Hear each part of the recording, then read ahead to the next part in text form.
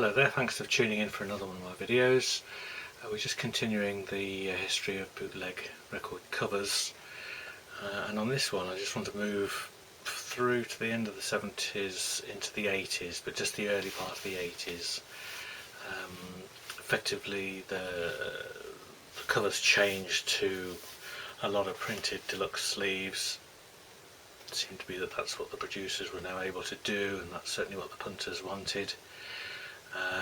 As we get into kind of 84, 85 onwards, the whole thing kind of explodes into kind of mass production, certainly by some labels.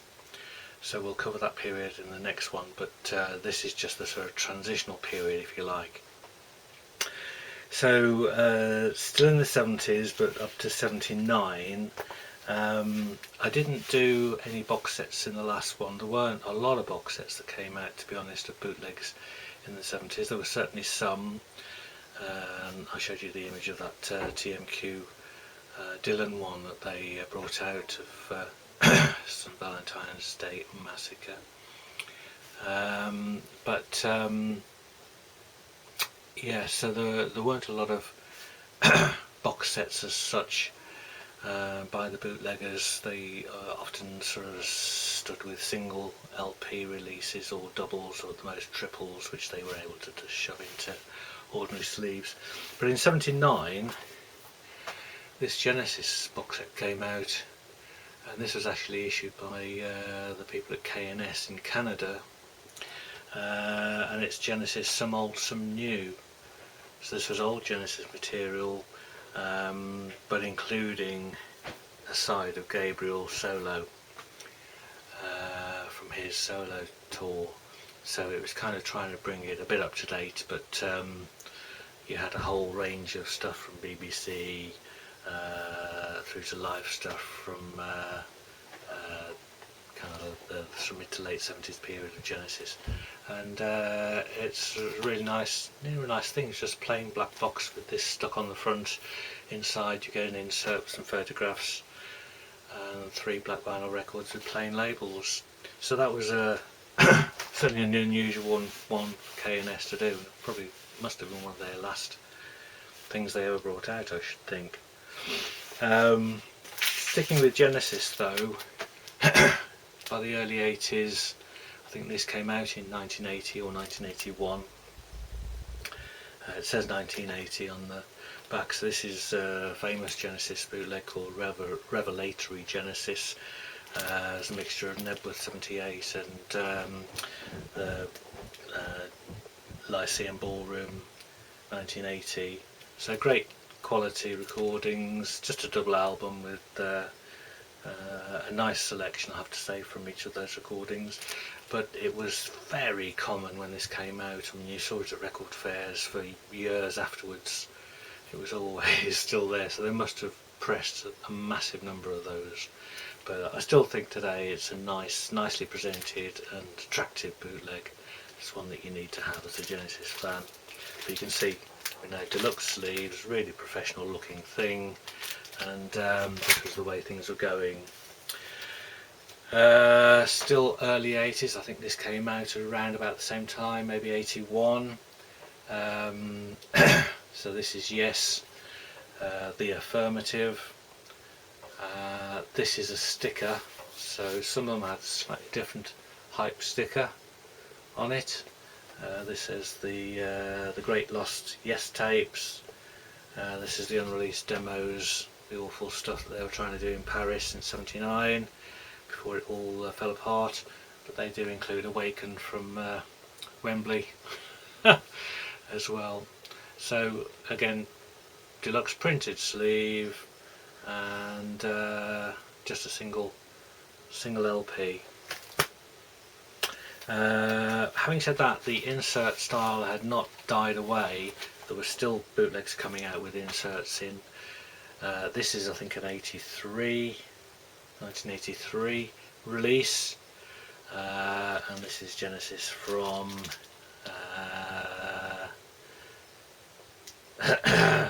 it's got various sources: Dusseldorf, Hamburg, 75.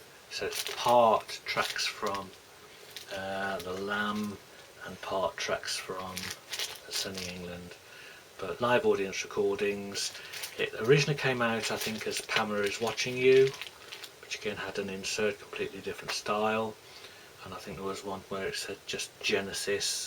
But yeah, so it's still got an insert, and it's a double album, and so there were lots of that stuff still coming out in the early 80s, and a lot of stuff was being repressed from the 70s. They just put a different style insert. They were churning them out and just reissuing them for people who'd missed out on the original one. But from my collection, I got this Joy Division one recently, and this was I think this came out in 83. So this is black and white, but deluxe sleeve, and again a nice example of how the bootleggers were, presenting their records. This was a very limited release, and obviously multicoloured vinyl, which is why I've got it. And the other thing really in the early 80s that started up was Swinging Pig label. So the very first Swinging Pig records came out in about 83, and a few examples of those. This is Dylan one. This is the fourth one that they did, TSP 004. This was in coloured vinyl, and so they did these quite sort of not much of a spine on these. It's reasonably good standard cardboard, but yeah, so it's just a single colour print on white, but very limited originally. I think there were 500, 750 it says, red vinyl copies, not numbering them at that stage, but that was the start of kind of Swinging Pig. This is the 11th one they did, which is Neil Young's Computer Age. So from the 82 tour. Does it give you the source? Yeah, so that's Dortmund 82. So again, they put a silver print this time. This is silver on a blue record. And finally, this was the Genesis Nebworth, effectively, just called Genesis Live. 500 copies of these were made, and this time they've gone for a colour sleeve, just blue and white on the back, and this was the third one, so this is actually earlier than the Dylan one. So so this was the kind of birth period of Swinging Pig, and doing them in very limited quantities at this stage, but obviously, as we know, they'd go on to be a massive producer. This sort of thing came out, I think, in the early 80s. I think I certainly remember seeing it then. So somebody decided to reissue the Swelled and Spent Cornyphone double from Birmingham Hippodrome 75, and they did this Fake Lamb Lies Down on Broadway sleeve. So again, double album, but all just in a single pocket sleeve. And it's not just black and white, because they've got some colour on the title there. So again, it was an interesting one to see when it came out.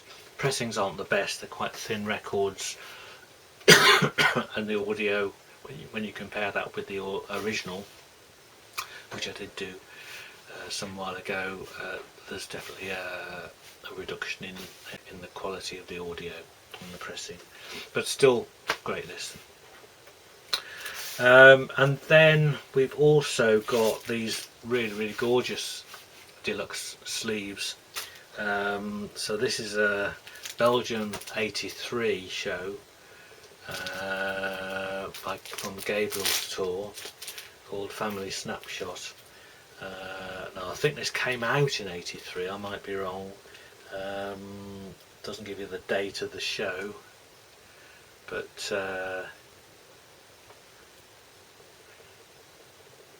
yeah, so I think this is kind of 83-84 period, but again a beautifully presented and packaged thing, and I think it's coloured vinyl as well, so it's a double album. great tour, great track listing.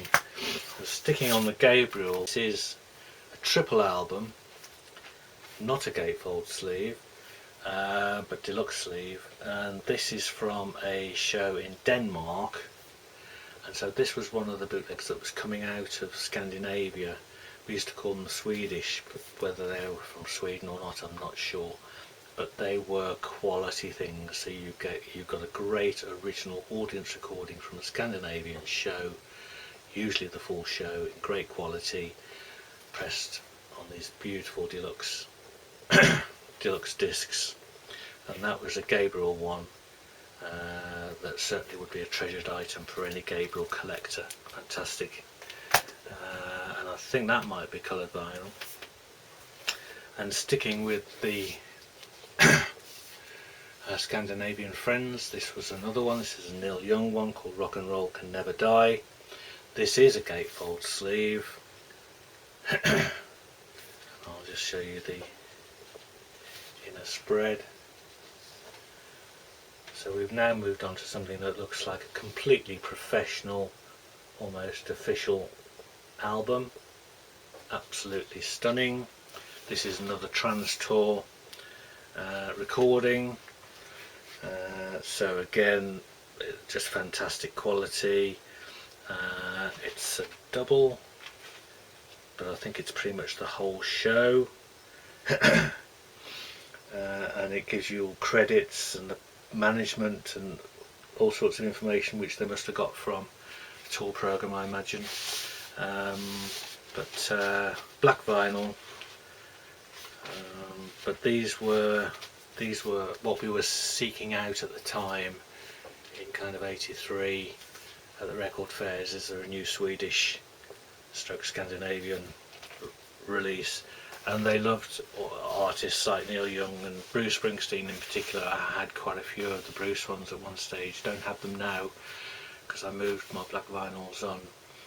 And yeah, so it's just fantastically produced, really professional. You wouldn't know that wasn't an official album if you didn't know and you saw it in the racks.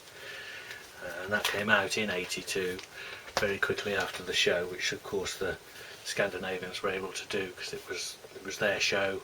They taped it, they provided it, and they pressed it. This is actually an even nicer version of the same show. So again, this is Gothenburg, 8th October. I think this might have one extra track or one difference on the track listings, but similarly beautiful quality sleeve. And this one's actually in red vinyl, so this was very limited. I think they only did 1,000 in red vinyl. So you can imagine how many they're doing of these if they're only doing 1,000 in red vinyl. So there might have been 2,000 or 3,000 of these done each time. So they're not mega rare in that respect. It's just the quality is you need to have these. If you're a fan or you're a collector of Neil Young bootlegs, then they are ones that you need to keep. So in a way, I was a bit sad that I got rid of my Bruce ones a few years ago because they were quality things, but needs must, as they say. Another beautiful release which came out in 83 was this fantastic triple album from the Milton Keynes 82 Genesis reunion show called Gabba Gabriel. Clever title, beautiful deluxe colour sleeve and a gatefold sleeve, if I remember rightly. Yeah, so this was photos from the event programme, 6 of the best, showing them in all their glory. Fantastic photographs, and yeah, it was just a beautiful deluxe thing. So this is on the par with those Swedish bootlegs. Black vinyl, It was reissued by Versal on multicolour vinyl, which is one of the things on my wants list. But I've had that ever since the day it came out. So a really lovely deluxe release to provide a fantastic souvenir from what was a fantastic day, even though we got a bit wet. And there were a couple of other versions of that came out. Remember, there was a box set, and which I had once, but just kept that one as part of my black vinyl collection. There's just one other label that I want to mention dealing with the early 80s period, and that's the Japanese XL label, which I think started around 82 and extended through to 86, 87 kind of period. And so there were quite a lot of Japanese releases over this time. Of the ones that I've got from the early 80s, this was one of their first ones. So this is Asia, and this is called Only Time Will Tell. And this is from Philadelphia 82, I think. Yeah, Philadelphia Spectrum 82. Let's just check the number of this. So this is XL 1511. So they all start XL 15, and then there's the number. So this is triple album, audience recording, not a particularly brilliant audience recording, but quite nicely presented, I think, in a single pocket sleeve with a bit of Roger Deanism on it, proper logo, and I think they were done in reasonable quantities. These aren't particularly hard to find these days, and partly because it's Asia and partly it's an audience recording. They're not that much in demand, but they were certainly important in terms of what was coming out at the time.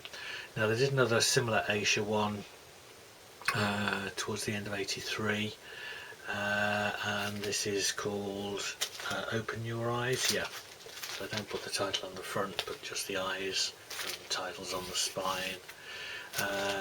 Again, very similar format, so the two go together really, nice matching pair, a bit like the two Floyd ones that they did